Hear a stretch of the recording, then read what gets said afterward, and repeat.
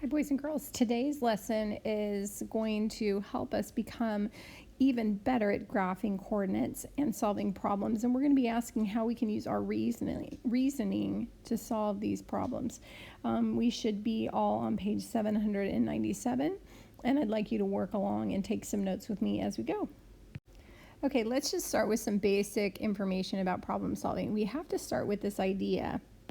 First and foremost, we have to start with this idea of what do we know?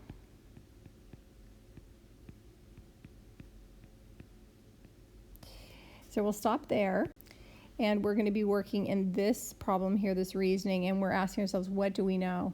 And so the problem says, Tanya marked a grid in her garden. She planted a rose bush at 3-1. She moved 2 feet east and 1 foot north and planted the second rose bush. She continued planting rose bushes, so each bush is 2 feet to the east and 1 foot north of the previous bush. All right, so what do we know about this situation? Like, what is happening in this situation? We know that Tanya is planting rose bushes, and we know the coordinates of where she plotted the first rose bush, and we know that she moves 2 feet east and 1 foot north each time she plants a bush, okay? So we need to talk about our graph and just kind of setting up this model. Okay, I wrote down what we already know about Tanya and her situation. So we already know Tanya's planting rose bushes that are spaced 2 feet east and 1 foot north. Well, for that to make sense for us, we need to do a couple things first. And what I like to do is I like to look at my coordinate grid, and I like to fill in the coordinates here along the bottom if I can, because I might have to use them, and I already know that she planted a rose bush 3,1, right? And I don't see any 3s here. So I'm just going to set myself up. I'm going to model this like this, and I'm going to put the 1 there, and 3, 5. You can do this on your page too while you're copying along. Please do this as well.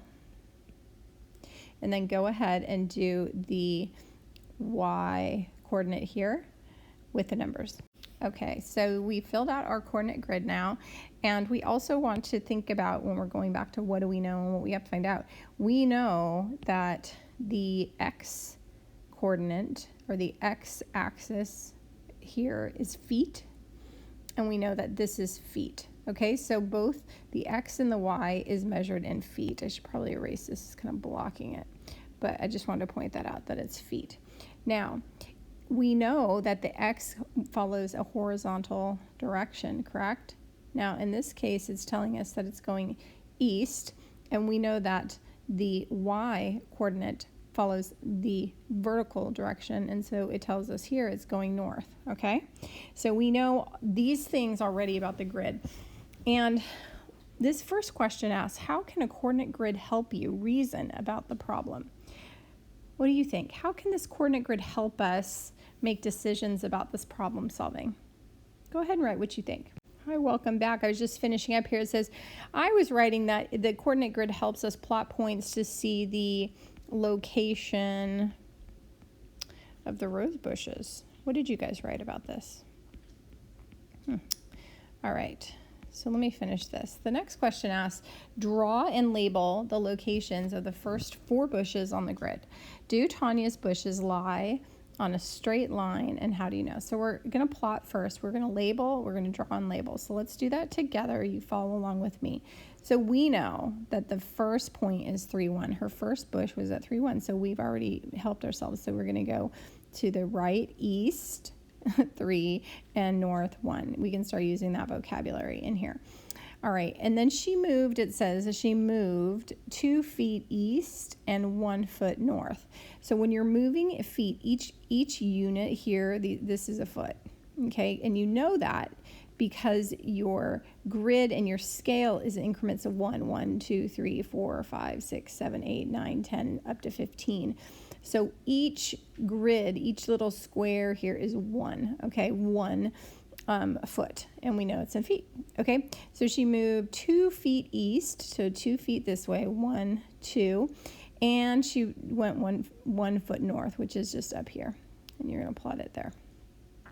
And then she moved 2 feet east and 1 foot north. Go ahead and plot that last point on your own.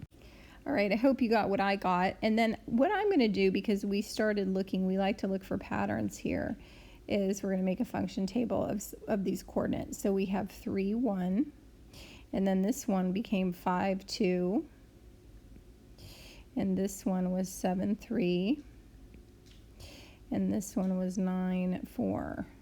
You seeing a pattern here? Okay, me too. That pattern is interesting. What's that pattern happening in our function table? What is happening to the numbers? Well, if you said the y-axis is growing by 1 each time, you'd be right. And if you said the x-axis is growing 2 each time, you would be right about that. If you can write an equation that describes the situation, please do that now. Pause the video and do that now. All right, let's continue on with this part. It says, do the bushes lie in a straight line, and how do you know? What do you say?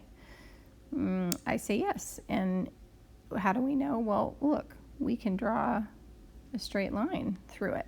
It's on a straight line.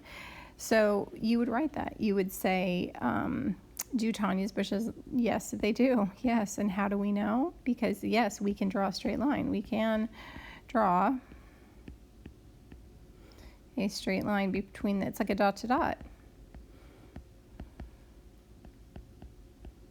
Okay.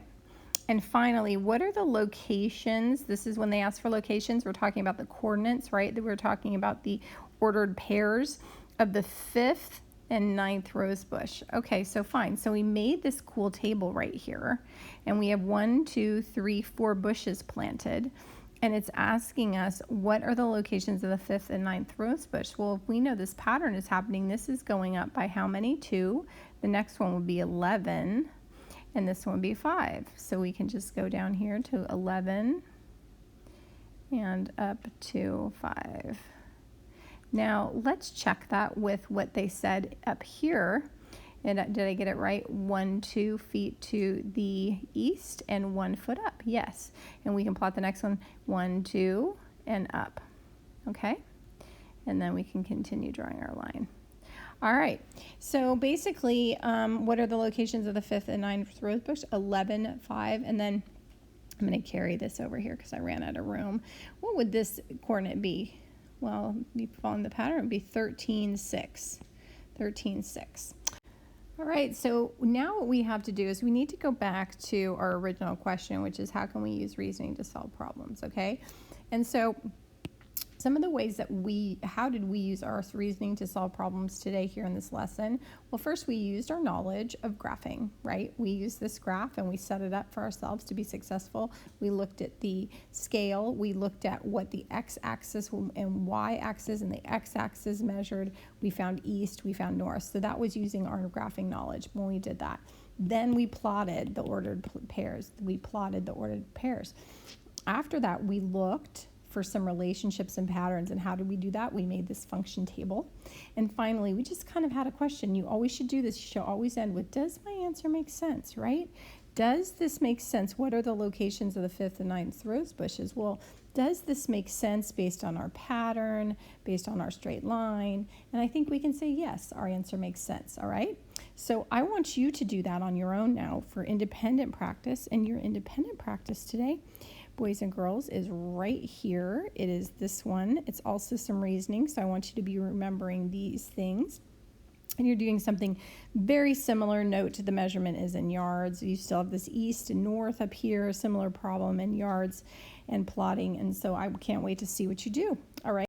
The second piece of your work, your independent practice, is this problem solving. It's called a performance assessment. So it's really showing us, like, can you apply all of these strategies together? And the topic is about a robot. So I want you to make sure you are using your reasoning skills that we just went through to try this problem, okay? And so you're going to do it with some modeling and using tools. Oh, looking for relationships. Maybe here we're going to see if you can make a table. perhaps, to show that. And then you're going to answer the question here using your reasoning. So all of this will be posted in Seesaw at the end. If you're working off of the Seesaw problem and following directions, this is all these pages should be posted in Seesaw lesson 14.4. Good luck, you guys. Have a great day. Let's do math.